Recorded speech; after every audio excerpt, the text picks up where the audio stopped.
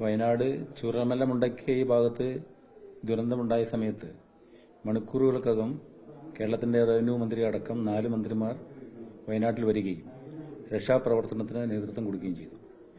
ദിവസങ്ങളോളം നീണ്ടുനിന്ന ആ രക്ഷാപ്രവർത്തനം പ്രതിപക്ഷ MLA-മാർക്ക് പോലും യാതൊരുവിധ ആക്ഷേപവുമില്ലാതെ ആ രക്ഷാപ്രവർത്തനം നടന്നു വരുന്നതിനിടയിൽ ഈ രക്ഷാപ്രവർത്തനത്തിൽ ഏർപ്പെട്ട വളണ്ടിയർമാർക്ക് ഭക്ഷണം കൊടുത്തുകൊണ്ടിരുന്നത് സന്നദ്ധ പ്രവർത്തകരായ ആളുകളായിരുന്നു.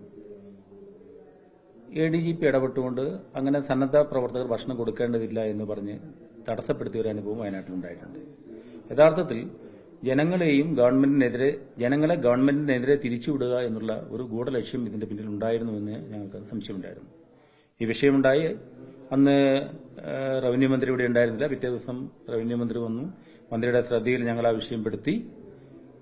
റവന്യൂ മന്ത്രി ഇടപെട്ടുകൊണ്ട് അത് കഴിഞ്ഞ് എങ്ങനെയാണോ പോയിക്കൊണ്ടിരുന്നത് സന്നദ്ധ പ്രവർത്തകർ ഇവർക്ക് ഭക്ഷണം കൊടുത്തുകൊള്ളട്ടെ എന്നുള്ള തീരുമാനമെടുക്കുകയും തുടർന്ന് എല്ലാ ദിവസങ്ങളും ആ പ്രവൃത്തി തുടരുകയാണ് ചെയ്തിട്ടുള്ളത്. യഥാർത്ഥത്തിൽ ഗവൺമെന്റിനെതിരെ ജനങ്ങളെ തിരിച്ചുവിടാനുള്ള ബോധപൂർവമായ ശ്രമമാണ് ADGP നടത്തിയെന്നുള്ള ആക്ഷേപം ഞങ്ങൾ അന്ന് പറഞ്ഞിരുന്നതാണ്.